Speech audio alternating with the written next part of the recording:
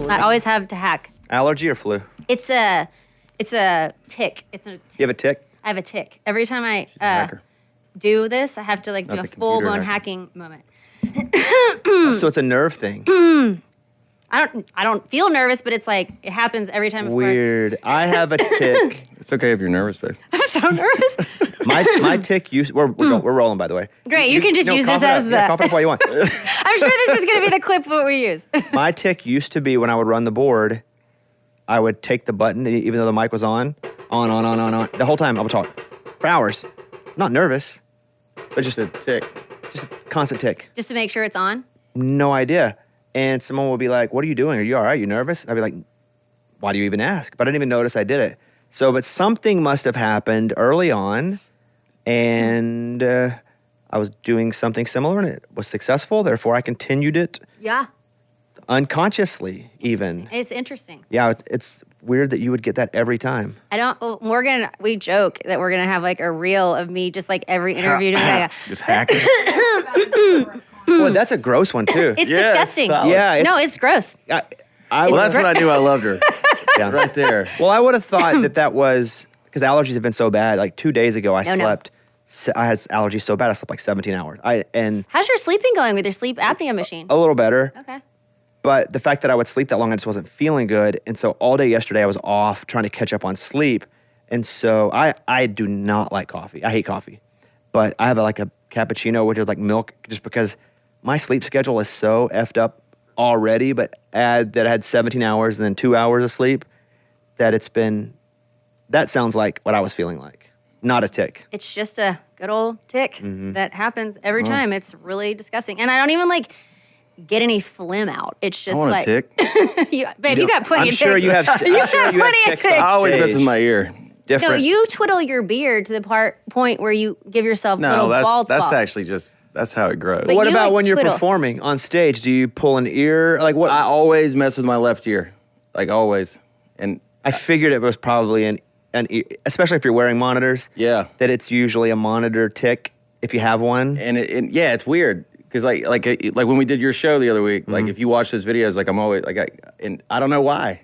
It's not a nerve thing. You also always are drinking something Yeah, at all I'm a- times. I'm a you are a constant constant consumer of consumer. beverages. Do you feel like it's because are you doing it consciously? Do you always need something? Always. He has to have something. Is it because you're scared you may get dry and therefore you won't perform as well? Like, is that the genuine concern? Well, It's in life, Bobby, not just performing. It's 24/7. He's always drinking I just something. always drink a lot of beverages. I don't know if that's because like I quit drinking that I But did you drink replaced it. that much where you had a beer Yes. every minute? Well, not every minute, no. You always had a.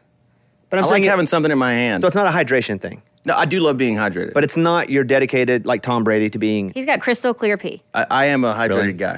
I mean, look at this complexion. It's good. Yeah. It's a lot. From one really great complexion to another, great job. I got it. Dude, I've been blessed Yeah, with, you look like you drink a lot excellent of water. skin. And I don't drink a lot of water. I try to, and sometimes, but I'm 12 years older than my wife, and she does her skincare routine, and she's like, I just want to have the routine and get my Yeah. skin. I don't do anything. I might not wash my face for 4 days. Oh, totally. And she gets so jealous. She's like, you never get you never get anything. And I'm like, well, I'm going to keep doing that because my skin's real good. And then she's like, unless you hit a wall from never doing it. But you that's shave. not gonna Maybe happen. the shaving your face. I shave with electric razor. So I don't even, there's not any. Face yeah. lotion? You have face lotion? Nope. I do face lotion. No face lotion? I do nothing. You don't have like dry, flaky skin? No. That is Wow. impressive. You're hydrated. Wow, your organs are doing great. Let's go. I think it's because I haven't seen the sun a whole lot in my life. Yeah, fair enough. There are seasons of sun, but but Not a big never sun guy. Yeah, not a big sun guy, and then never drank, and those powers combined. Never drink alcohol. Yeah, That's a good. You That's drink water. a lot of water? I drank a decent amount, but not enough to matter. Do you drink other things? Or just mainly water? Like what? What do you Like, do you soda? drink like Coke? soda? That's just a weird question. Like, do you drink like pee, like infant blood? Bear No. Grylls drinks pee. Please not. Yeah, I know. No, Have you seen the guy that drinks pee on the internet? No. No, do you drink like There's a guy. There's a guy that talks about drinking his own urine. Oh, I've seen those No. kind of guys. Yeah. Like survivalist type guys. Yeah, but this guy, no, he like does it to like match his pH level in his body. I'll I send think it that to guy you. like That's no, odd. don't. That's a little Hey, odd. Hey, Oh, Michael, no, don't. Yeah, no need for that. You're the first guest we've had over here since the eyesore that's in the backyard, the construction. Oh. We're building a pickleball court. Oh, nice. I know. You guys can play whenever never we get it played. up. Yeah, let's do it. It's the most fun game you can get pretty good at it really quick. So everybody can be pretty competitive. That's why it is so fun. And then it's when you start playing really good people, it's hard. It's really hard. But it's the most fun, older, I say over 35 sport. Yeah. Because tennis is tough. On the Tennis is tough. joints. Just Really in hurt general. the- And you can play tennis. doubles on this. You know, Oh, the yeah. serve's not crazy. But when we get it up, let's go. Let's do it. Does I Caitlin love play? pickleball. You do play? I played several times. It's awesome, right? Like Yeah. you can get okay pretty quick. Yeah, it's not even bad. You're still good. Yeah. She will play anything for a minute and be really good at it, and then just kind of get bored, Yeah. and then go read a book or something. Good for her. No, I'd like to play. Like we had a basketball court at our old house, and we would go and play Knockout, which is a shooting game. Great game. Love She Knockout. beat all of us. It would piss me off. She's naturally a great athlete, and then I would just be like, "Hey, you want to go shoot?" I'm good. I won like last Tuesday. I'm pretty good for a while. I'm fine. Once she achieves it. Then she doesn't need to do it She again. didn't need to Next achieve it. I think she was just killing time. She's just good at stuff. Caitlin's one of those. She's just born. Naturally good. She's born at the. She has very athletic Yeah. genes too. Yeah. Like her family, her sister is a bulldog basketball player. Was like crazy good athlete. Her brother played college basketball. Her dad, and then Caitlin was like, when she got her master's, she was #1 in her class. So yes, it's annoying. It is annoying. Some people are just Smart born and athletic. excellent. It's stupid. She's Yeah. she's awesome, but it's annoying. Well, congrats on having her as your partner. No, it's not as great as you think. Does she always feel inferior? Because that part feels tough. we gotta beat this up. The only way that I got her was my fake doctorate is up on the scale heavier than her real master's. What does that mean? Well, she has a real master's. I was given an honorary doctorate by the University of Arkansas, so I that's could right. really say I'm a doctor. And So we can call you Dr. Bones, when I have to go teach on campus in 2 weeks. and they refer to you as. They have to refer to me as doctor because Do That's they do cool. Doctor? It's not Bones though. they do just because that's what. Yeah. That's awesome. Dr. Bones is in the building. It does feel like I'm A doctor. an osteo You should only teach class in October. Why? during Halloween. Yeah. Yeah. Oh, I feel good ya. one. Okay. Or you could be a bone doctor. What's a bone doctor? Well, that's what I was trying to figure out. I was saying like osteoporosis is a bone disease. That's what I was gonna say. Dr. Osteoporosis. What? I don't read. Are you knowing or guessing? Yeah, are we throwing Sounds like things? guesses. Are we just adding Mike, things what to is it? osteo? Google says orthopedist. Orthopedics. Then what's the osteo part?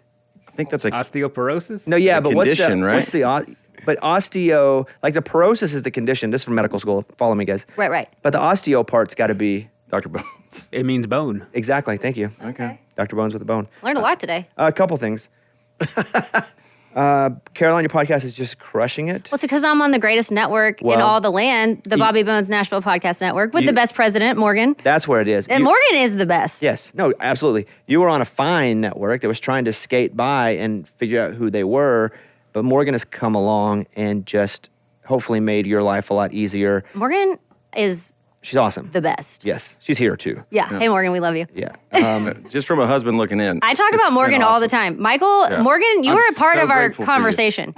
I'm like, Morgan, I love Morgan. I can't even express how much I love Morgan. So the show's killing it. Thank you. And Morgan's been a big part in Yes. the growth of the the extra parts of it that need to be good. The video, the Yes. set. Yes. But you've always had that je ne sais quoi, you know? Thank you. Yeah. I love to chat, and I've always been curious about people's stories, for sure. And I want to know, because like I've always just wanted to know, how do people like do life? Because I have always struggled trying to figure out how to do it.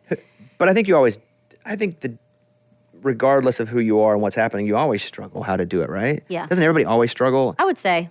Yeah, nobody's I got have confirmed that after now doing the podcast now for like, how many years? 8, 7, 6 years or whatever. Even the people who are, everyone knows this, people say this, but like when you actually like interview these amazing people, which you obviously do every day, you realize nobody has this all figured out at all. Right. At all. And everybody has past struggles, everybody has past traumas, everybody has insecurities. It's like, and I love that we're kind of like lifting that veil in society now. Who you know? did you have can I mention the one that didn't air? Yeah. You had a porn star on and you didn't air it? I did, because I really actually had a great conversation with her. And I didn't air it because after doing the interview, I was just talking her story. I hadn't really done a whole lot of thinking about the porn industry, actually, before I had a porn star. Like and the name porn star also is not. It glamorizes the actual darkness of it. Yes. And so I was just sort of talking to her about her journey and her story, and she didn't have a bad experience as a porn star, but like I wanted to be more specific about the actual industry before just like having a conversation, because it is such a dark industry. It hurts a lot of people and children Sure. and women, and there's a lot of negativity to it, even though she's turned hers into something good. Morgan was talking to me about it, and she said it was a really great conversation. Like, it was a normal, open, as real conversation as quickly as you can get. Because sometimes this is a bit tough. I never wear shorts, but it was you guys. I was like, I'm wearing shorts. Screw it. Hey, man, where's yeah, that's what I'm your saying. legs look great. Anytime. Like, that's my point. Like, with us, I feel like we can just start talking. But Yeah. with some folks, if you don't know them, there's the foreplay part of the interview where it's like, I'm feeling them out, trying to figure out if I even like them, trying to figure out their speech pattern when they stop talking. They hack all the time. I had the notes on you. Won't stop hacking. Had that already. Sometimes I turn my hack into a cough, like like you're Not laughing. computer. But I think there's Physical probably, from that episode, I think there's probably a way that you could carve in and out of it with the knowledge that you have now after doing it.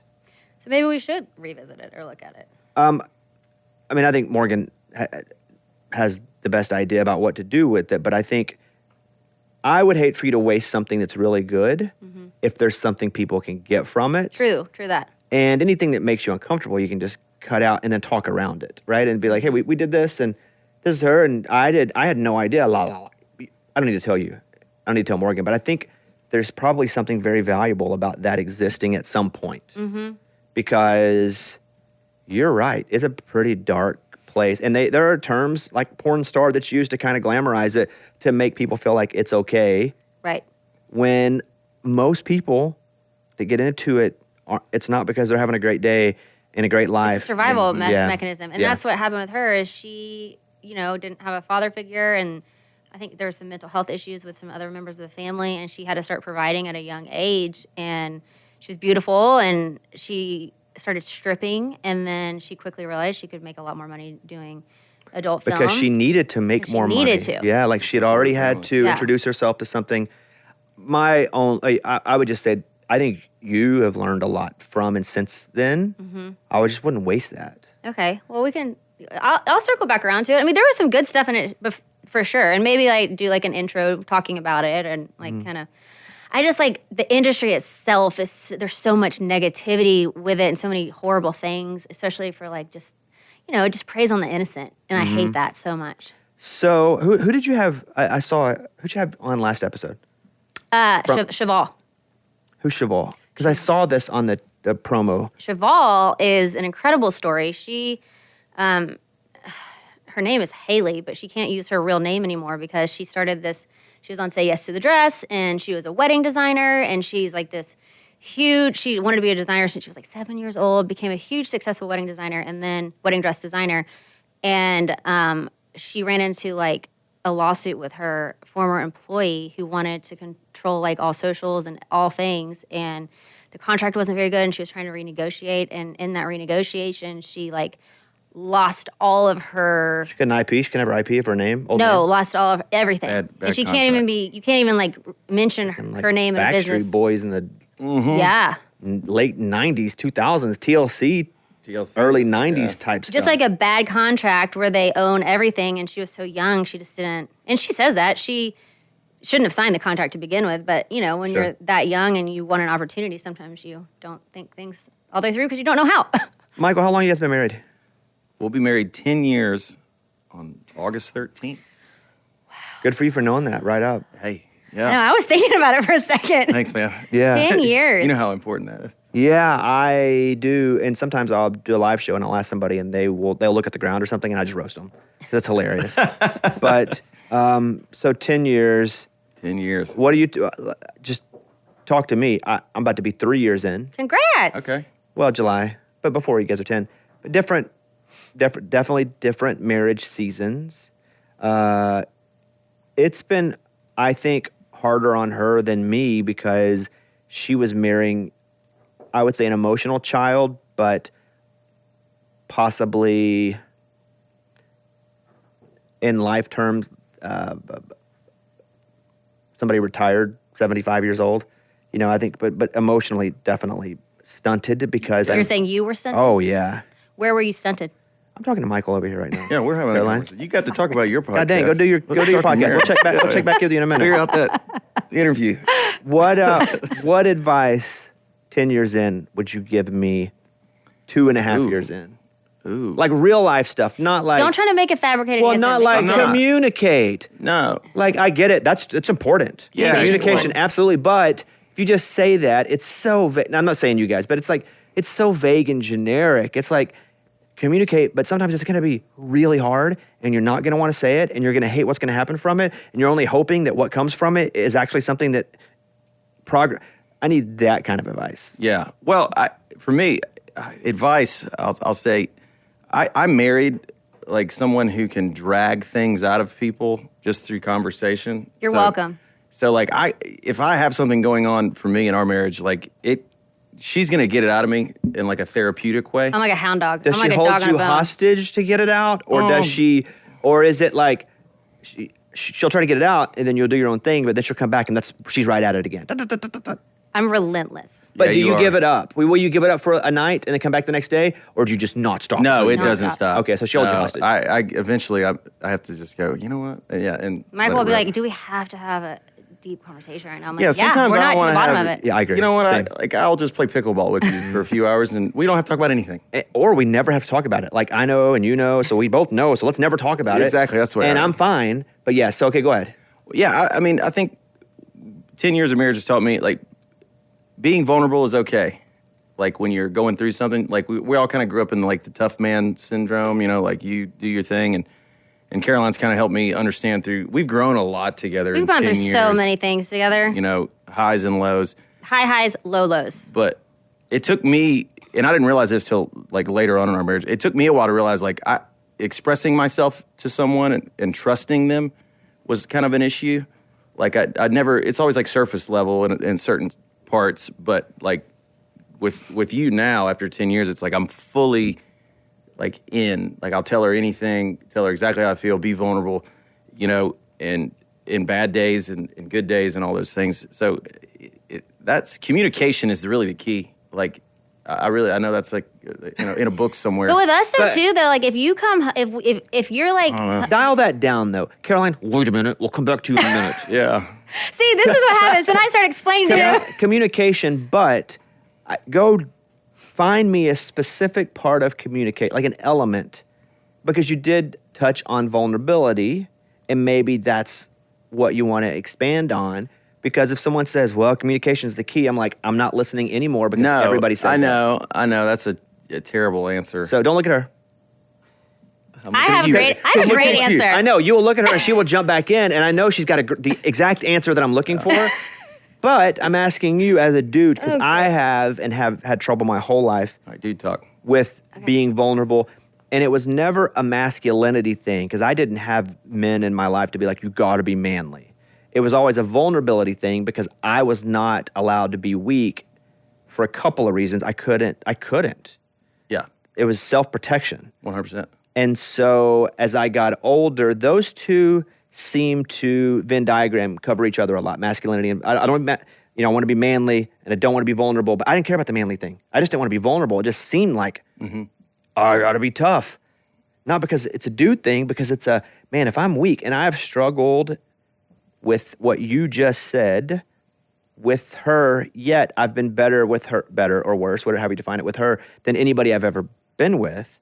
But that is by far the hardest human thing for me to do, is to be vulnerable, because I feel like people won't like me, trust me, want to be with me if I'm weak, because I've never been weak, even though I have.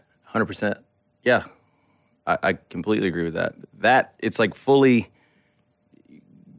trusting someone and like taking off that suit. You know, I feel like we all wear like different suits, like when you're around people and you're doing things that protect you from that, your ego. I think it's ego, you know, a lot of it. But with her, it's like learning to be vulnerable. And then I work on myself a lot too, to be better. In what way? Like therapy, and then like healing things that had happened to me throughout my life, and then trying to understand. Like I'm always kind of reading and really trying to. I want to be a great husband, and I want to be a great father, and a great friend to people. So we're all trying to figure this world out. So she supports that with me, no matter any way I want to do it.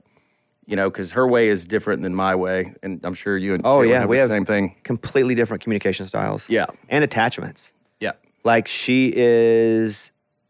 If we're fighting, her attachment style is she needs to be right there, or if we're not, or if we disagree, she needs to get it fixed right away. Same. I am the opposite. I have always figured things out in my head. Yep. By myself, and that's what I need to do. But at times, it is not it has been good for my growth because I've been forced to somewhat go, I have to be better at her way, or we're never, ever going to figure out what works for both of us. So it's been good, but it's been really hard because that's not me. It's good. That's a good thing. That's not my attachment style at all. That doesn't mean it's not you. It's just not what you've ever had the opportunity. You haven't had the opportunity to be in a healthy relationship yet until now to have that place to let this be you. But it is when I say I'm emotionally stunted, a lot of people learn through other relationships when they're 14, 19, 26. Mm-hmm. Maybe you live with somebody. Maybe you get engaged. Maybe you have your first marriage. There are all these different ways people, and I didn't have any of that. Mm-hmm. And so here I go at 40 years old. I'm like, all right, we're getting married. Nothing. It's like it just grew pubes. Yeah. I think you're doing great. You're the best version of yourself I've ever seen since you've been married. Great skin, thank you. So what would you say? I was shutting you down for a minute. Go ahead. So what's the advice? Well, I'm surprised you didn't say what Mom always says. You say this all the time. Oh, you're never equal at the same time? Yeah. Yeah, that's number one. You're never equal at the same time. And my mom has told me that my whole life. And she also told me marriage is not easy. Marriage is hard, but it is wonderful. And so it's like, I had a good example from my parents of, my mom got married to my dad when she was 19, started dating when she was 17. Like, my dad was 20. That's a storybook type stuff that doesn't even feel real. I know. Yeah. So, like, they grew up together. Yeah. They went through hard times together, like, really hard seasons, really great seasons. And, like, I've witnessed them just stay, and I think that's a big part of it is, like... You had a good model. I have a good model. She's got a great model. And they're not, like, my wife had a great model. Yeah. And, again, they're not perfect. They're not perfect. But and they're the model of, we're going to always get through it. Yes. Yes, and like that's why you just have to have pillars. You have to be honest. You have to be faithful. You have to be committed. And honestly, that's and kind to each other. Like you're not always gonna be like super kind, but like if you can be honest, faithful, committed, and kind, I think you can and respect each other. And that's another thing my mom told me that my grandmother told my mom when she married my dad. She's like, you're not gonna love him. My grandmother was telling my mom this about my dad. She's like, you're not gonna be in love every single day of your life. Right. But if you can respect them, if you can find something to respect about them, you can always find the love again. And I think that like in this day and age, in this culture, like people are so quick just to throw stuff away if it's uncomfortable, if it's not easy, if it's hard, if it provokes feelings, if it's like difficult. And I think for us, like you had a lot of trauma in your life, and I have too, but you had some really big issues like death that you've had to deal with and like. Who died from your childhood or young age? My brother. Was he older or younger than you? He was older. Do you talk about this at all? Yeah, I have sometimes. I mean, how did he die? He had cancer. What kind? Brain tumor. Was it a slow one or a long one? Yeah, he fought it for 8 years. Really? Yeah. So, and this is things I've discovered of my childhood that I didn't, Right. I thought these things were normal. But in therapy, as you know. You're the only one to experience. I mean, of course, that's all you know. Of course it feels normal. So, especially when you don't talk about it. You develop these, you develop armor throughout Sure. that you don't even know you have. And, so for me, like that's what I grew up with. Like from the time I can remember he was sick to the time he passed away, I was 12 when he passed away. So your memories start at 4 or 5 for the most part. And so when your memories develop that you hold on to, that's what you knew. So yeah, I had a sick brother that we took care of for that entire time. And like, I never thought anything of it. Well, Vic, you would lay in your room at night and he would hear his brother's monitor. And, and you would just, every time it would stop beeping, you would be so worried that would be it. What was your relationship like with him? How sick was he through, age 6, 7, 8, 9 for you? It was great. He was great. I mean, he was a fighter. He had like moments where he would recover and like it looked good, promising, and he'd get back to being a kid and his hair would grow back and he's playing baseball and then, would come back and he, then we'd kind of repeat the cycle. But he was great, man. I mean, we treated him just like a brother, it wasn't like special treatment. How did that affect your parents' relationship?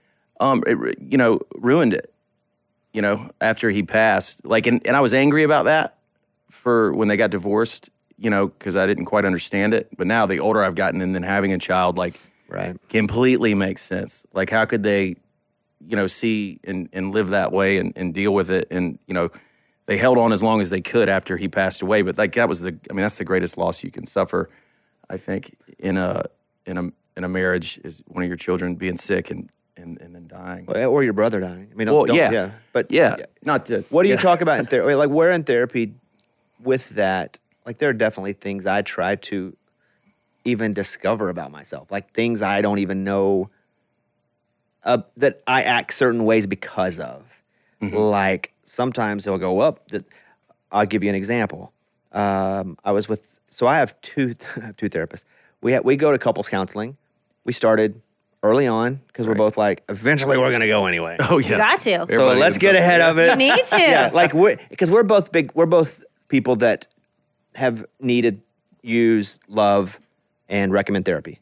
So we started going to a couples therapist, and then I have my own therapist. So we go to a couples therapist every week. I go to my therapist every other week. So there are some weeks it's like full therapy week, man. It's exhausting to work on yourself. It is. It's fully exhausting. There are times where I will be in with my therapist, and he'll just ask me general pointed questions though about my outlook on certain things.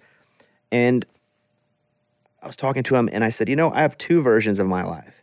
I have I'm the sun in a heliocentric world where everything revolves around me. Either I feel like that's it, like I'm the only thing that matters, or at the same time, 50% of my life is I don't matter at all. I am nothing but organic matter, and nothing I do or think or say, nothing matters. And we sat with that and we talked about it, and he was able to root those feelings into like 6, 7, 8 years old. Yeah. Right? That I had no idea that would be why I felt certain ways. Like, my mom being an addict, being gone or being in and out. And there were times where I felt like I had to do it all. And then there were times where people had to do a lot for me. And so, interesting. And there are reasons that I act like I do, where I think, depending on who you talk to, some people are like, that dude, thinking of me, like that is one arrogant dude. And then some people will be like, man, that guy is like super nice. And like, it just depends what version don't even know I'm feeling. Totally. Yeah. But I'm still, but I had to learn that through therapy. Like, with your experience with your brother, like, what is it that you feel like you're working on now and you're discovering about yourself from that part of your childhood? You've done a lot of growing these past few years. It's been the full Monty of like self. What's the hardest part about talking about it? Oh, I guess it's like still figuring out like what all those things are. I mean, for me, I think a lot of my personality of like lightheartedness and like I don't take anything very serious, and like everything's gonna work out and everything's gonna be good. It's always a party. And it's always a party, and that's like real stuff. Like that's stuff that has grown in you because of it. Because I was the youngest of 4, and that's I was always like the kid that entertained, and like he helped me get into music, and like that was my outlet for. Do you feel like he got all the attention? He needed it, obviously. No, I mean my parents did a really good job of that, but like I always had like I had a heart for it. Like I wanted him to have like I didn't know that he was, you don't understand life at that age. I didn't know what was coming and what my parents kept from me. As we got older, but, I wanted to help him. I wanted to do nice things for him. I wanted him to get, if it's Christmas, like him to get the great gift and like him to get the thing. But that was just, I don't know if that was youngest child syndrome, but like I never looked at it as a negative thing. Definitely can be a mix. Yeah, but I don't ever remember being angry about it or frustrated with it. Like, I loved him, and I have like a heart for people, like things, I don't know, that nature of sensitivity. Maybe that's where I get my sensitivity from. Maybe that's where I get. You are like a lot of men. I've been thinking about this a lot lately. I've been thinking about a lot of men lately. Okay, great. I've been thinking about a lot of men lately. I think I've been thinking about a lot of men lately. I've been thinking about men lately because we have a daughter and she is coming into like understanding life, and a lot of men prey on the weak, the vulnerable, the innocent, and the disadvantaged. And I think about that, like, that's just like, I'm not saying all men do that, but a lot of men do that. And you have never done that. Like, that is like not in your nature at all. And I think it might be because you have always felt such a heart for the weak, the vulnerable, the disadvantaged. It's also a weird juxtaposition that you're not a vulnerable guy, yet you're a very vulnerable guy. Like inside, you're a very sensitive guy. Same. I got all this armor, but man, if you happen to get in there, I'm a freaking melted chocolate. It's hard to get in there. Hard. But I protect it because it feels so sensitive, and I don't want anybody to see it. I feel like you're like, I struggle being vulnerable, yet you are you're an empath on the inside, even if you're not on the outside. And once you get into it, I can just feel how you talk to her, and like that you're probably like a little boo boo shinshiri. I like that. Yeah. Well, now does he cry if it's really like if it's like a real Yes, we have weeped together. Like we have like full blown like poured tears out. What do you do that when you first met? What do you do that when you first got married and dated? No, we were married. We were married. I think, right? Wait, what, before you started I don't know. bawling in front of me? Well, you finally opened up the box. I think what you're talking about, and I think that's why it's really important to have it's wonderful to have a great relationship where you can get to that spot, because I will say, for me, marriage is not like this whole like notebook, throw yourself up against the wall, let's have like this crazy passion. Not to say that we don't have that, but it's like marriage to me is like, wow, this person is going to walk through life with me. We are going to freaking figure out the darkest parts of our souls together. We're going to help each other heal. Like, it's like we've just done hard work in our marriage the whole time. It's been like, we've had a lot of hard work to do. Yeah. And I'm like you, I'm a figure outer. Like, I'm like I say it all the time. I'm always like, we'll figure it out. I'll figure it out. Like, and that's kind of like my way of figuring it out. Like, And I just stuffing I think about it I do a it lot. too. I repress a lot of stuff. Yeah. I've just been forced to not repress as much stuff now. You just like figure it out and don't worry about it. Yeah. You just kind of be like, let's just, that's why you live to party. Let's just go have a good time. Let's just go have fun. Oh, yeah. How long have you not drank? 2.5 years.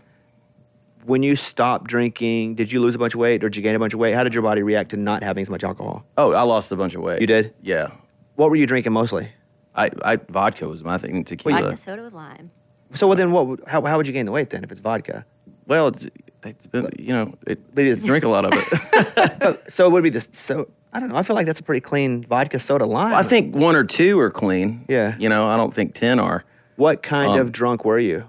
Man, I happy. Like, I was a fun, like, when I drank, like You're that. a happy guy. You're not an angry Yeah, guy. I never had a dark side of drinking where, like, I was an asshole or I yelled at her or yelled at anybody. You never like, yelled at me in your I just always wanted to party. Like, I wanted to have people over. I wanted to, go to people's houses. Like, I just never wanted to face whatever reality I was up against, maybe.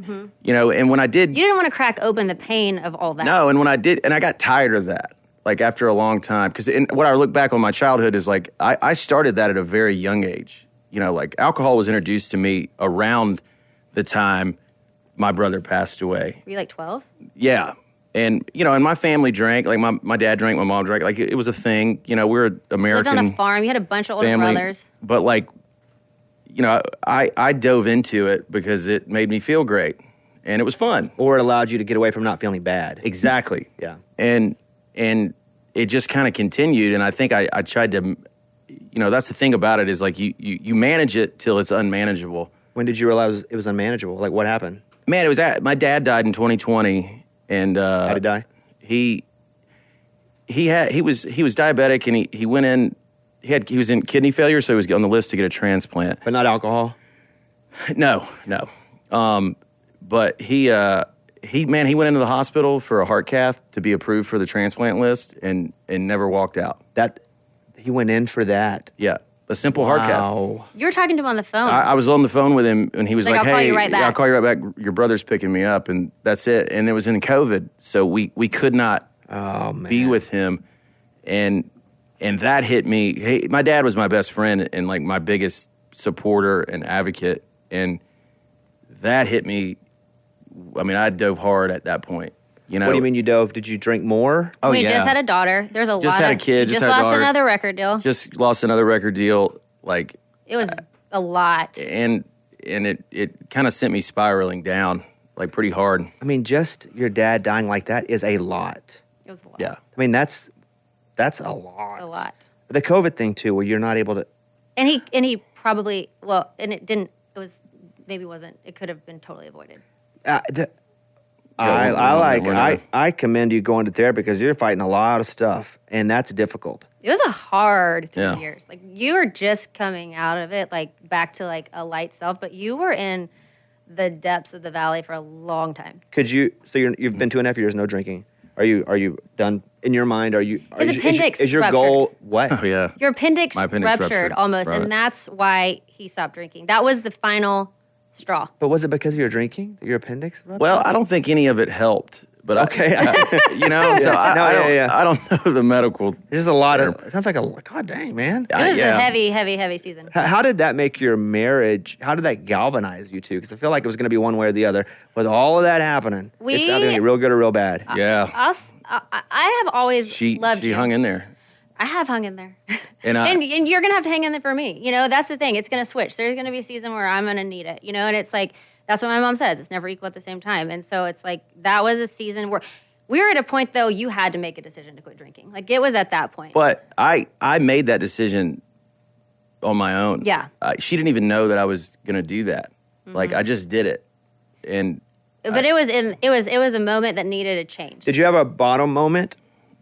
yeah, I would say when I was getting my appendix, like when I was sitting in a hospital room, like by myself, and like, you know, the real truth of it is like the nurse who was taking my blood, like my blood was so thin, and the nurse made a comment. He said, "Oh, that happens, you know, with people that drink a lot," and for some reason, and I was by myself in this situation, and it just kind of hit me like a aha moment, as Oprah says or whatever. But and then I went into surgery and I came out, and I just when I came out of it, I don't know. The next day I woke up and just said, "It's it's time."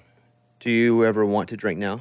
I don't really. I mean, it's something that you mourn. You know, like I think I mourn the lifestyle of it. I think I mourn the memories and the fun of it sometimes. But my life is so much better. I'm so much healthier. Like my marriage is better. My relationship with my daughter is incredible. My relationship with my band is incredible, and music is better. You know, I can't poke holes in the positive side of not doing it. But nobody partied through a better party than Michael Hobby. I'm going to tell you, that's probably what you mourn, because like you would throw ragers. We would have the biggest parties you could imagine. Can you be around it? Oh yeah. Yeah. Yeah. I got no problem being around it. I wish I could. I want to drink so bad. Yeah. You do? Oh yeah, I want to do everything. I want to drink. I want to smoke weed. I want to do heroin. No. I do. You want to try it? I want to do every. Relax? I can't. Well, no. I would like to experience it, and yes, I would like to relax. For the escaping of it? No, I just would like to try it. I won't. Why? Because you're scared that Oh yeah, you I'll might go. love it? Oh, I will love it. I'll be the winner of it. It's not even a game. I'd win a gold medal because I would. That's all I would do. Well, you're doing great. So, you know. Well, you know what? You did good just never starting it. Yeah. I agree. Mm-hmm. I find other obsessions. Yeah. And I roll through weird seasons of obsession / addiction type qualities. I read a lot of books on addiction, and I don't have the need to drink. I would love it though. How do you escape? Like your mind. I don't know. You know, like that's what everyone's trying to do. Is I don't know. I don't. exercise. I hate exercise. Oh man. But you do it. Yeah, like 4 or 5 times a week. I hate Does it. that help you? Nope, I hate it. Okay. I literally hate it. I mean, I do. It's the worst. I would not do it. How do you get relief? I don't have an answer. I don't have an answer. So you just white knuckle it. Even if I were to say, I play golf. When I'm playing golf, I'm so miserable because every shot I'm just like, I mean, I do not know. I don't have hobbies that are just fun. Any hobby that I have, I go, well, I could probably turn this into something career-wise and give me a bit more security. So is your main thing that you're scared that's going to go away is that you won't have, I can't pay bills. that you can't pay bills? Absolutely. Even though you're way past that now. Absolutely. So it's like career addicted. It is. Just for safety. Success. I don't, safe. I don't Safety. even know if it's career, but listen, we don't want to be what we're scared that we used to be or we were. You don't want to go back to I don't want to have to like be a charity case or have people like take care of me. Mm-hmm. And so it is not logical in any way whatsoever. I have a ton of money now. Mm-hmm. I do not feel like I have a ton of money ever. And so there is never that security of, I can probably just chill. It's if I don't continue whatever bit of momentum that I have created, I will lose it and lose it's why I don't, like if I'm sick, I would work through it because I didn't want to fall behind. But at least now I can acknowledge that. It's huge. But I don't really know that I have a hobby or like a vacation. I don't know what I like to do on vacation. I don't know. What do you and Caitlin do when y'all go on vacation? I don't know what to do, so we do what she wants to do. That's great. And I have no problem with that because I don't have an answer. At least you're going on vacation. At least Yeah. you're allowing yourself to go on a vacation. Not allowing it, I'm forced. Well, I think she's a good influence on you. No, I agree. It's a difficult influence at times because there would be times we would go and she's like, it would be a contentious thing. Like, hey, I'm going to work for a few hours. And she's like, I know you don't need to work. Like, you don't need, like, can you not break? Can you not stay off your phone? Can you not? But all that hard stuff, once you kind of get to the other side individually, you're just a little bit closer overall. Oh, yeah. Which is crazy for me to see now from 2.5 years above it. Marriage is a long game. It's a long payoff. And so she's been a good influence in that I'm really uncomfortable a lot of times. That's wonderful. But that means I get a little more comfortable every single time, but I would love to do all the drugs. Okay. I feel you. Yeah, I would just love it. It would just be the greatest. And I can afford them. Let's go. Give me some cocaine. I You already can know what that get does. good stuff. Yeah. Yeah, that's what I'm saying. You get the best of the best. Let's go. So sign me to a bad deal. I'll sign it, be a boy band member, do lots of drugs, and peace out. But it always ends badly. Yeah. The ending's never good. So they say. You haven't seen me do it yet. Yeah. What if you well, you won would it? win at I it. might be the one. What if you won the But game? winning at that game is actually I losing. know. And I know. Yeah. But I understand why you want to do them. Yeah. I would just like to find something that allows me to take a breath. Right. Because I don't know what that is. You're going to get there. You're on your way. I'm almost dead. No, you're not. You're going to get there. You're going to get there with Caitlin. It's going to be great. You're over time. Because I look now at us after 10 years and I'm like, I can't even tell you what I think marriage is anymore. Because I'm like, it's just riding the highs and the lows with somebody, standing next to them. And then you get through them and you're like, holy shit, we have a wealth of life that like, you just can't even explain it. Like a collection. A collection Yeah. of like just being with someone through everything. That it's like you can't like just go get that. You have to like live that with someone, you know? And it's like Yeah, you got to earn it. and then you know this person on such a different level and like you just feel seen and I think my fear is that she knows me on such a different level that she doesn't like me.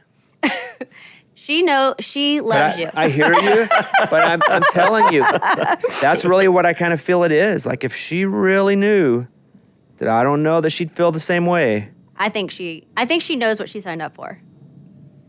I think Yeah. I surprise her sometimes. Well, you keep it interesting. I don't think she'd use that word. Okay, all right. But so I know you guys were on the show a few weeks ago. I don't know when this is going to air in a couple weeks. So Okay. 1,000 Horses was on the show. Yeah. You guys put out the music in September, October last year. Yeah, we started rolling out songs in Yeah. last September. So what summer tends to be, like spring, summer tends to be the season where you're just generally out playing. Do you feel like you're going to be able to wide open play with being a dad? Oh, yeah. Yeah, I mean, I've been home a lot of the time she's grown up, which has been great. So we have a great relationship. And, you know, dad's got to go work. Like, and I'm happiest in that cycle of touring and being home and touring and being home. And I have to stay moving. If I sit, it drives me nuts. Also, I guess the country music way of touring is easier for a family than the pop or rock way of touring, which Yeah. is get in a bus and go away for 3 months, where you can do Thursday, Friday, Saturday, and come back, right? Yeah, but, you know, Or are you not doing that? No, we are. We're doing weekend warrior stuff. You know, we just started tour last weekend, And How'd that go? it was great. Yeah, it's like our first headlining tour, so we're out doing clubs, and it's our show, and man, it's been awesome. So we have that for the rest of the spring. But I don't know. Sometimes I feel like I'd rather just go do it all and then come home and be home for a period of time than like, you get in a different mode out there. You get in a different character, and like you're like in a groove with traveling. You know how it is. And when you get home on Sunday, you're like, okay, and then you reset back into normal dad mode or husband mode, and then on Wednesday you got to get right back in it again. So I don't know, artist friends and I on both sides, country and rock and pop, we talk about that all the time. Like, which is better? Is it better to just knock out 3 months and then have 3 months of no touring where you can work on music and you can do whatever and be with your family? Or is it just like consistently you're just out every weekend throughout the year? And I would come home? assume there's positives in both. There is no better. Yeah. There are better parts about both of them. Mm-hmm. That would be my assumption.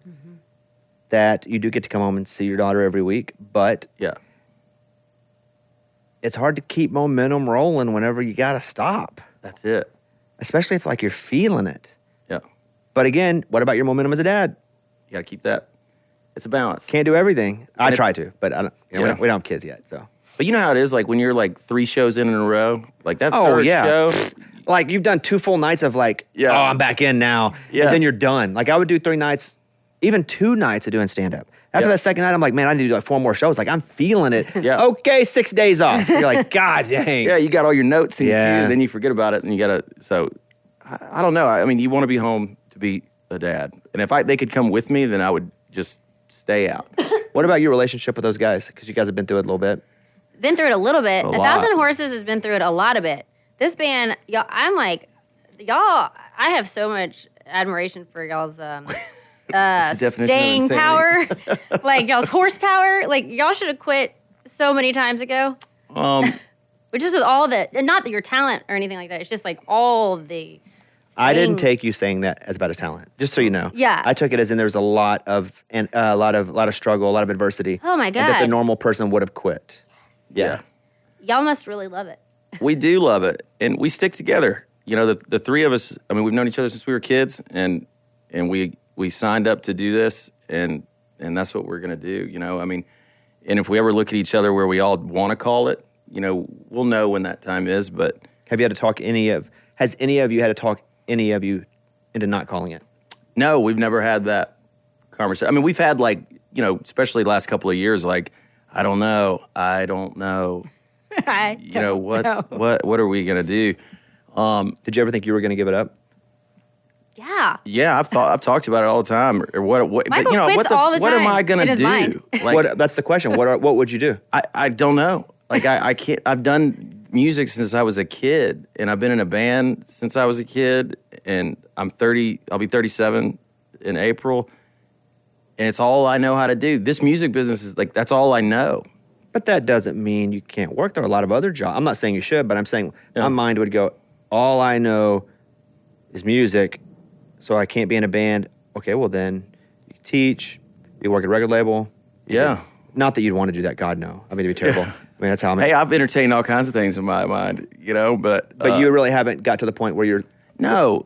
This is what you are supposed to do. Like I can say that with certainty. Like some people are just born like probably how you're doing what you're supposed to do, Bobby. Like, I don't know what I'm supposed to do. but like whatever all this is, I'm doing like 84 things. all these Yeah. things that you're doing, you know, it's like I know you're supposed to do this band, and I always say this: like God did not bring you this far to leave you, and like you have gone through so much, and you have learned so much, and you've gone through so many trials and tribulations with this band and music industry, and like Well, if you don't stop, it won't stop. and you've you kept, know? but who you Yeah, keep if you don't give up, it ain't over. right. And I don't know if I could live with like not knowing again, you know, and I love it. So it's like anything anybody does. It's hard. I mean, you know, being in radio is hard. Being a podcaster is hard. And anything's tough. And it's wild that the 3 of us have just been able to weather all these storms and then come together stronger each time and go, all right, well, let's put our heads down. And we always bet on ourselves. You know, when somebody pulls out, like we double down on ourselves because we know how to do what we do. I mean, it's like our craft, and it's just a matter of time, like for things to move along. Plus, it's like celebrating the first downs, you know, celebrate the wins and keep moving the chains. Like we all know enough people in this business and artists that, it's like the graph that, but you just want it to have this trajectory through the highs and the stock market. You just want it to Yeah. be up more than down. Just a good Be a little higher more than a little lower. Yeah. So what's the goal? I mean, the goal is to, build the career, to have a lifestyle and provide for our families, in a very good way, and like finally reap the rewards of the hard work with, you could say the cliche thing like, oh, big crowds and sold out stadiums and all those, it's the obvious stuff. But really, that's what's been really cool about this headlining tour, is going out and meeting the people that are paying just to see us, because when you're out on a support slot, it's kind of like a drug. You get a big crowd, you get like people screaming, but they're really there to see the headliner. And we've been support for so many years. And meeting these people after our show that spent their money to come see us, and then they tell us stories of like what our songs have meant to them and what it's saved their life, or it's changed their life, or it was their, we had a guy who retired from the military, and his speech to the whole entire retirement party was our lyrics of a song called Heaven is Close, and that was the last thing he said. And then he's been traveling with his wife around the world, living to the lyrics of the song. And like, that's where it's like, man, that's what we do this for. This is what I want to do. And you don't ever have any idea what the impact that you have on people till somebody tells you that.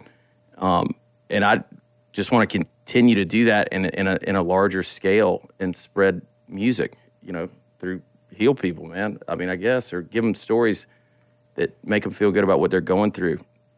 How are you guys trying to spread your music?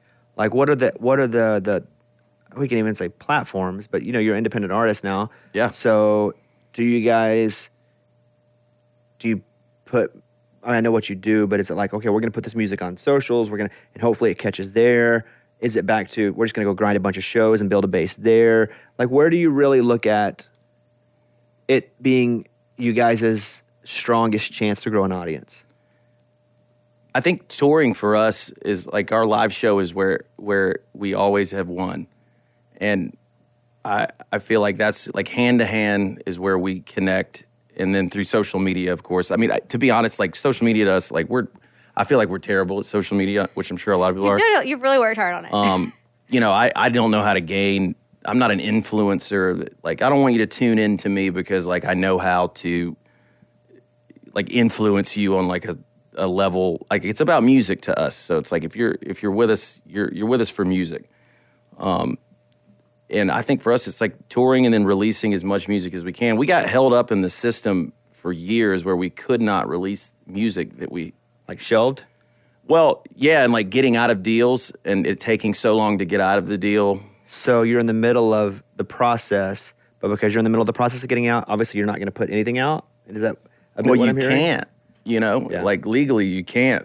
And so we got held up. I mean, that's like our first record came out in 2015. And that's where we had Smoke and Drunk Style and all those songs that did well. And then right after that record, we got dropped after a number one and a platinum single. Why? And I guess maybe we weren't making them money back fast enough, or there was resistance. I think so much money was put into you guys, too. I don't know. I mean, that's a mystery still. I mean, I'm still close with our team of people that we were part of that. And it's odd how quick it shot and how quick it stopped. Like, but there was never, F you, you're out of here. No. I will say this just to give a little caveat. You have never burned a bridge with any person you have ever worked with. Michael is the coolest, calmest, collective guy under pressure, which is not me. I lose my freaking mind. I appreciate you saying that. You always keep it cool. I'm learning how to keep it cool. But you have, every person you've walked away from a deal with, y'all remain great friends. Yeah, I mean, it's business at the end of the day, and they have to run their business like we have to run ours. And I maybe my dad instilled that in me growing up because he was like a business guy. But there's always more opportunity. It's like they can't take away your talent and your ability. So it's like, well, you just got to weather whatever kind of comes at you. And we did it once. Why can't we do it again?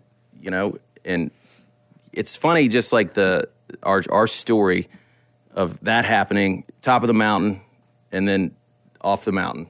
And then we got another deal, and we were gearing up for another ride to the top of the mountain, and then the world shut down, and it canceled all that, and then we got out of that deal because everything changed for everybody. And It took you like a year to get out but of it that took deal. it took 13 months to Which is a negotiate year out of you that. can't do anything. It was like a year. So right when everybody was getting back up and getting Yeah. on the road, So we now we're here and we got another record. We always, we go back in and we bet on ourselves and we make a record. That first record, Southern Alley, we paid for and made ourselves on credit card debt. And then Big Machine, our label, heard it, and then that's where we had success. And then we just always go back to what we know how to do best. It's exhausting.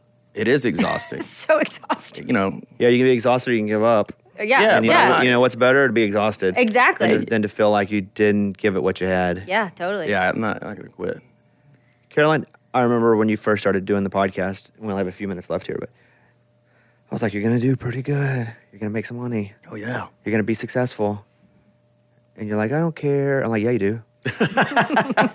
That's a Caroline answer. It's like, I just want to talk to people. And you're right. But I think that's why you're successful, is because it's never been about, let me make this a successful, venture for me. It's Yeah. like, let me do what I can do the best. And then if it shakes out, it shakes out. But I think that's been the key to your success. Do you feel like the podcast has gotten to a level, like a successful level in your mind where you can look at it and go, I'm proud of it? I'm super proud of it. I can definitely say I'm super proud of it. I feel like when it comes to how do you define success? I feel like, do I wish that there were more listeners? Yes, but I think there's good listeners. But do I wish that our lives mirror each other a lot, because Michael and I have been, I feel like we're both really great at what we do at this point, and it just hasn't tipped over the edge into it being what I know it could be.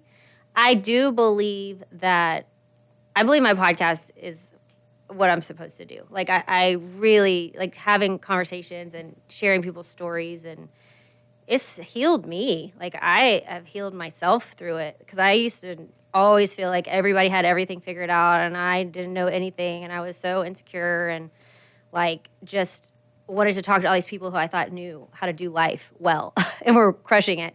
And I realized that Nobody knows how to do nobody knows how to do life, and you can learn from each other. And that's why I love the conversations. It's us having one with you. It's you get to connect with people and you get to drop your guard and your barrier, and you're like, okay, we're all humans. Let's compile some information here that can help us and help others. And then also just make you realize that humanity can be really great. We're so divided in the world and so many things, but if you just sit down and have a heart to heart with somebody, you actually realize everybody has a soul and everybody's a good person. We've just all gone through so many different battle wounds that have made us all armor up. And so I love to get to the soul of somebody and really feel why are you the way you are? What happened? Let's talk about it so we can actually understand it and then help heal ourselves and heal others. I don't know. I just love it. I feel like it's a higher calling for me now. But you're always going to want more listeners. Heck, I want more listeners. Yeah. You never don't. I was looking up some. I was going to look up some data on just your. I was not going to read them, but what were you going to say, Michael? Oh, I was just saying, it's the obvious things. It's people, it's I want this. And it's well, yeah, everybody wants a lot of money. Everybody wants more this, more that. But it's what's your core? I really just care about the connection. I really do. I want to make the money. Of course, I don't Well, want we all have to. Yes, you got to make money. But I really genuinely love the connection of it. I love it. Well, you do. You make a pretty good amount of money. It's doing. Thank you. That's my point. It's very hard to. It can be any art, painting, music, podcasting. Everybody wants to do it because it seems fun. So it's really hard to gain any traction and to sustain a living doing it. Much less sustain a healthy, safe feeling living. But you've been able to do that just by, 8 years of doing this one. Yeah. And sometimes people will be like, I want to do a podcast like Caroline's. She just started and she's killing it. And I'm like, you have no idea. Yeah. Doing it forever. But I remember our early conversations, and when it was just me, you, and Mike, I'd be like, you're going to have to do this forever, and it's going to feel like you've been doing it for 100 years. People are just now going to hear about it. You told me that because you've been such a great mentor, Bobby. Thank you, by the way, for that. You really have been great. And being on your network has been amazing. And I feel like we have had those conversations where I'm like, what am She's I spinning. doing? She's like, what am I doing? Why am I even doing this? Like, not should I gaining any quit ground. the podcast? Like, is this even worth it? Like, is it even like, should I quit? But I had to deal with those same issues where I would be like, I don't want to do this stupid, simple thing anymore. But it would be like, no, you're doing it. And people are just now discovering it, even though you've been doing it for 12 years. And the same thing with your podcast. And it's just hanging in there. Just hanging in there. You're good. Hang in there. Let everybody there. else find out you're good. Sometimes it takes a while. Sometimes it doesn't. But I'm really proud of you. I'm like, God, but this is what I tell Doing Michael great. and I both. Thank you, babe. Thank you, Bobby. I tell Michael this all the time. I'm like, God has done too much work on us to not use us. I'm like, we have been whittled down so far, gotten to so many like truths about ourselves, about life. We've learned so many lessons. We've understood hard things about ourselves, and like, we've done a lot of hard work. I'm like, I can't imagine God not wanting to use us. Like, I feel like we are here for the higher cause now at this point. Where we started, it was here because we were both like trying to fill a void within ourselves or like run away from pain or whatever. But now it's like, okay, we're here to, I'm here to help. Like, I'm here to help myself. I'm here to help whoever is listening. I want us all to leave this podcast, leave this interview, leave this situation feeling hopeful about life, because I feel like life can be so hopeless a lot of times. Especially, you need those resources to help you realize, like, okay, you can make this. You can do this. This person went through this. They made it. Here's some tools. We can come together. We can talk about this. Don't feel shame. Don't feel guilty. Don't feel embarrassed. Don't feel insecure. Like, we're all in it, but we need to talk about it, you know? So as a final exercise, Okay. we've done an hour, but let me say, Time flies. Caroline's podcast is Get Real. Michael's band's 1,000 Horses. I could go through a bunch of songs, but The Outside, can I just say that? They just search The Outside and see the whole thing? The album? Yeah. Well, no, because we have no, we don't have that all not out out yet. I know, but even like part of it's up. So it Yeah, doesn't yeah, matter. yeah. So, but you can't search The Outside, because I know. So did you have to go search the songs individually? Well, no, you just go to our. No, I need to know. Can they search Yeah, The Outside? Summer is the last song we just released. Why don't you put you have a song called The Outside? Yep, it's coming. Okay, well, let's do that, so then everybody will know. Okay. Oh, dang, why are we waiting so long on that one? it's not- Can you give us some tools on how to like It's not the really next hit one. it in the marketing scheme, Bobby? Anybody that promises you they can do that are full of crap. I agree completely. Yeah, they just want your money. I could be like, this is what I did. This is what I think works. Yeah. But anybody that goes, I got you, they're so full of crap. Yeah. I agree. So here's our final. Okay, so go. Just check out 1,000 Horses. Yeah, just go stream 1,000 Horses. Yeah, there you go. Go to a show. Yeah. Get a tattoo of a lyric. Yeah, do that. Yeah. Although you don't make any money from that, but No, it's all right. yeah, Spreads the love. you could just charge. Like you could be like A licensing licensing deal. for. So here's our final exercise here. Okay. Because we all know each other and we all have jobs, and Caroline's a podcaster like myself. Everybody's gonna ask the other two people a final question. Doesn't matter what it is, but everybody's gonna ask the other two people. So Caroline, you'll ask Michael a question, you'll ask me a question. Michael, you'll ask me, Caroline, then I'll end and ask each of you an individual question, not together. So Caroline, I feel like you were born for this. I'm gonna make you go first. I want you to ask Michael a question. Do I ask you the same question? Nope. Oh, man. You got him right here on mic. What, when you look back on your life, Mike always says, when I look back on my life, when you look back on your life, what do you hope you can say? It's a good one. It's a hard one. That is a hard one. Any tips? Well, it's just so open. It's like you can go wherever you want to with it. What are the things that matter to you the most that you hope you can say you lived? When I look back on my life, what do I want to say? Honestly, our daughter's happy and healthy. Like, if she is given everything to achieve every goal and dream that she wants. Like, that's definitely the driving force. Now that I have a kid. What would you say is success and contentment for you? When do you feel happy?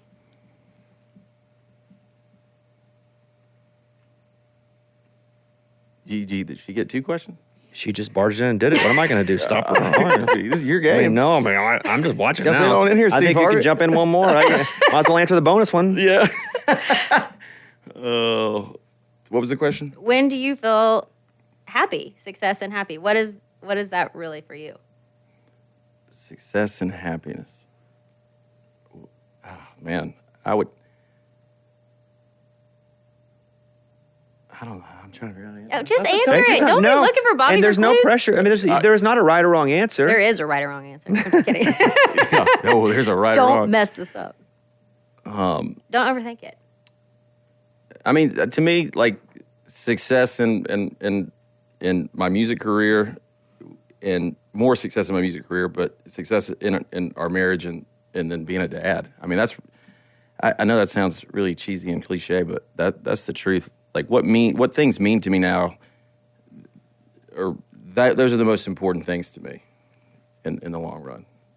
And having a good relationship. You know, I watched an interview of a guy the other day that said, when your kids get older and they still want to be around you, that's the success story. You know, opposed to having a ton of money and having a ton of this and all this stuff that you can't take with you and it doesn't matter. Those are great things and they make a life convenient, but at the end of the day, great relationships. I want to have great relationships is the definition of success for me. You got there. Yeah. You got there. And you worked through it. Yeah. Got his answer. All right, go ahead. Hit me. Thanks, man. Can I ask you? Thanks for being Okay. there. Bobby. I wasn't there for you, though, Michael. That's the thing. Yeah. I let you hang. Yeah. Yeah, you were just on the fishing line. You're Sometimes I dangling. just need that. Yeah.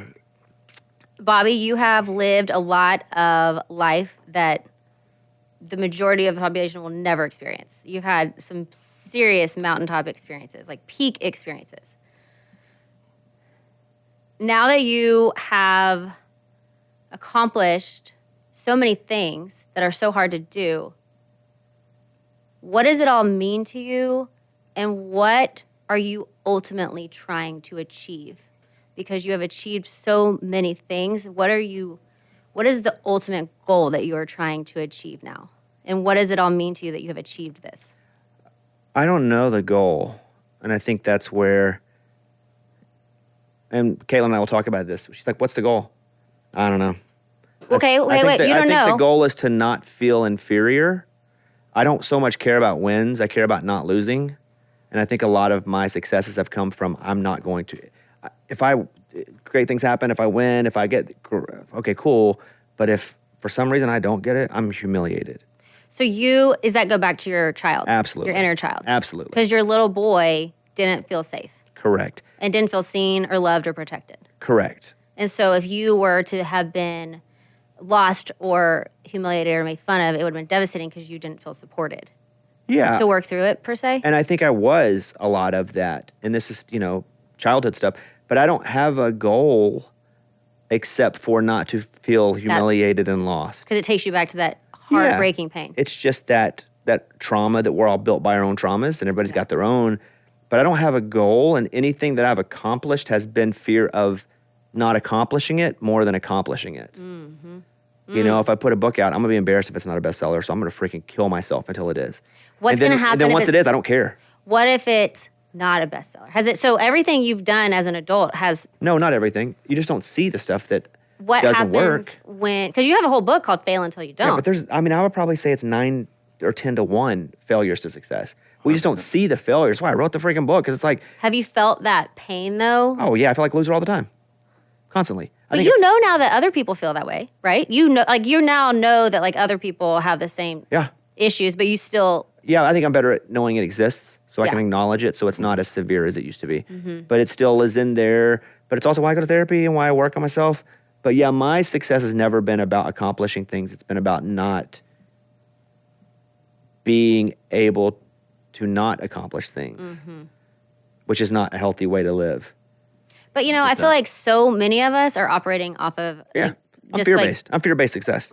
A lot of people are. It takes a minute. Like my mom also told me this, like the first half, this is from Richard Rohr, who's like a very wise thinker, but like the first half of your life is just like surviving your life, like having all these situations happen to you. Like you have all these things you have to weather. You have all these like, so many people have a horrible trauma that happens right in the beginning. And I have noticed if you have trauma that happens, like big trauma when you are younger, everyone's going to have trauma. Yeah, I agree. But like if you have the trauma happen when you're younger, you don't have any other example that life isn't just this trauma. You know, like I've had some trauma later in my life, but like I knew that wasn't the only way life is. You know, like I knew that like this was just a traumatic season that has to do with like miscarriages. But it's like I knew that like that's not the entirety of my existence. You had a foundation.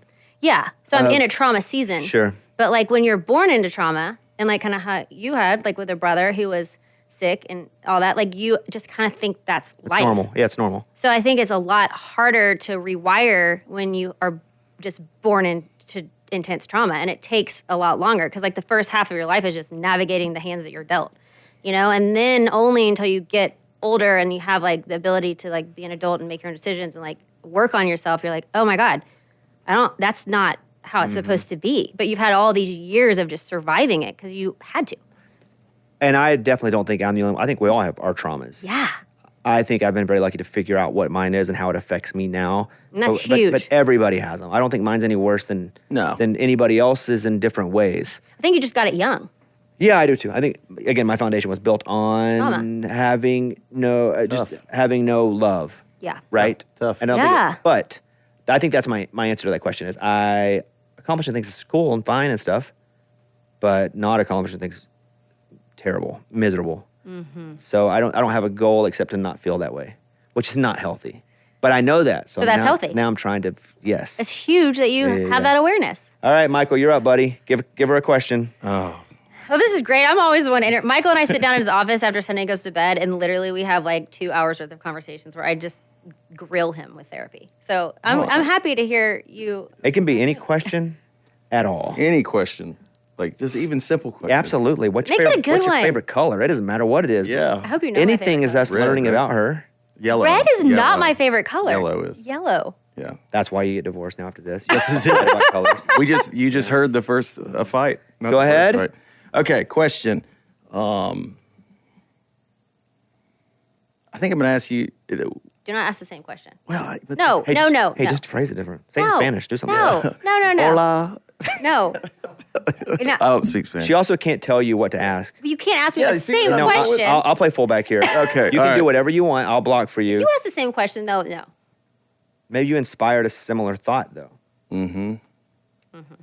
Because I want to know what you want to be known for when you look back on your life. That is the same question. But I do. You asked me that. Why can't I ask you that? I agree. I side with Michael and my answer the fullback question. over here. He's backing it up. Well, I don't this is going to sound See, it's tough. No, it's not tough for me. This is going to sound super like negative, and it's not negative, and I'm not like a dark person, but like being a human, I don't like a lot of the human experience. Like I personally do not just like love humaning. I think it is very hard to be a human. I don't like having to interact with all these people and all of their emotional debris and my emotional debris and all the trauma of life and people like not connecting and getting along and all the pain that people cause each other and all that. Like, I don't like it. I don't like tragedies. I don't like a lot of the human experience. I do not prefer. And I don't think fame is cool because I think when you get famous, I think you have all these people then that get involved with your life, and then you have like all this whole other world of like energy on you that like I don't like all the energy. Like I'm so sensitive to energies. I'm such an empath that like I literally like walk in a room, and if I like really don't guard myself up, I will feel every single thing that every person in the room is feeling. And then before I worked on myself a lot, I would just be depressed about it. I would cry about it. I would think about people all the time. I would think about all the things that happened to them, and I just like get overwhelmed with the human experience. And so I don't necessarily like, if we reincarnate, I just pray this is my last life. Like I'm just ready to go to the next place. Like I just want, anyway. You mean human life? Human Yeah, life. human. Yeah. Okay. So for me, it is so important to me that I'm in alignment with myself. Like I know when I'm doing something that feels totally in sync with my soul, that feels like this is one of the gifts I have. This is how I can help people, help myself. I don't like causing conflict with people. I don't like causing stress. I like to feel just easy with people in life. And so Sunny I really didn't have a real purpose for life until Sunny came around, because I was just trying to like make things happen, pursue career endeavors, like make something happen for my own personal gain. But like I've never really loved being a human anyway, so it's not like I'm really like trying to.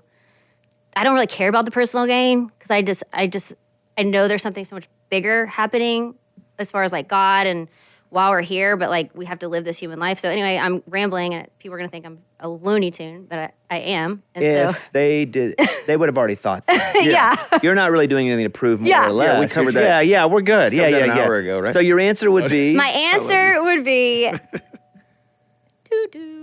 that that's the doorbell up at the house. I want to have peace in my life. I want to have peace in my life. I want to feel peaceful. I want to have the most amazing relationship with Sunny, which I'm so thankful that I do. Like being with her is the absolute like joy of my existence. Like I don't care about I don't know. Like I think, what was your question? What do you want to be known for? Yeah, what do you want to be known for? I don't care what people know me for. Boom. I really don't. I think that's There's a your great answer. answer. I want to be peaceful, and then however anybody wants to think of me is fine. I want to be known in my heart that I am a good person. I've done well. I've done the best I can. So yours is more what you want to know you for. Because I don't care what people know me That's for. a good There answer. you go. I like it. Yeah. I don't know what people are going to think of me anyway, and I can't figure it out. I guess it so really doesn't matter. I I'd like don't- to change my answer. All right, Michael, hit me. Okay. Dr. Bones in the house. Literally, it can be which favorite color. Yeah. No, don't do Are you that. going to run for any kind of political office I hope not. in Arkansas? I hope not. Okay. Meaning, I only feel like I will if I'm like, this sucks, and I feel like I need to. You might need to. I feel like I probably will, but I hope Would it be like a governor thing, or would it be? I don't know. Mayor? I hope not. No, I won't be mayor. Okay. I hope not. All right. But you would. But do I feel like I probably will at some point? Yes. Okay. Cool. But I hope not. You would, but you are. I like it. You could handle all that. I'm already used to people hating me for no reason, or people, you never really get used to it, but my skin is thick, Yeah. and you could handle it.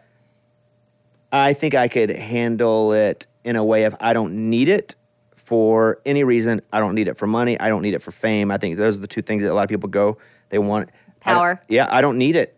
For that. I got more of a platform. All of that I would leave this to do, I have more doing this than I would doing that. Mm-hmm. Where I feel like a lot of people become corrupt in power, because it's new. Right. That means the politicians are the new rock stars. in a Right, way. right. So I hope not, but probably. Yeah. Final questions for me. Caroline, I need 30 seconds, Caroline, to answer this question in 30 seconds. Okay, that's part of the here. What do you see in Sunny that she got from Michael? Her joyful spirit. She is always doesn't meet a stranger. She loves life. She always finds the joy, and I definitely think she got that from you. Hey. Michael. Yeah. Well, if you put parameters on her, she's awesome. Yeah, it's just if you just lean back and let her go, Yeah. I've done enough podcasts with her to know. Like, just you can either sit back and enjoy the ride, or buckle in and. Yeah. Here we go. Michael, what about her? Still, you're like, it's cool. She's still like this, like your wife. Yeah, Oh, Caroline. Yeah, where you're like, I know we've been together forever, but dang, it's still so cool. She's still like this. Your love and spirit for life. Like I know you just said like I feel like I'm always sad about life. like you have such a light about you that you've never lost. Like even in the things, and you're such a supportive, like amazing cheerleader and person, not only for me but for our daughter and your friends and people you love, and like you've always been that way since the day I met you. Like you've always had a light every time you walk into a room. You always talk to everybody. You're always so personable, and you're sweet to people. Like you're a good person, and you're sweet to people. Like, and the thing is, like a lot of people may think that is bullshit, but like I've known you for 15 years. Like it's just legit. You're nice.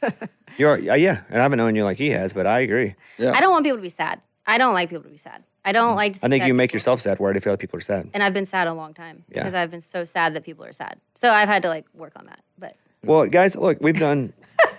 Mike, how long have we been doing this? I think we started on Monday, and it's Wednesday now. Yeah, it's been 3 days now. Yes. 4 days later. Mike's got a beard.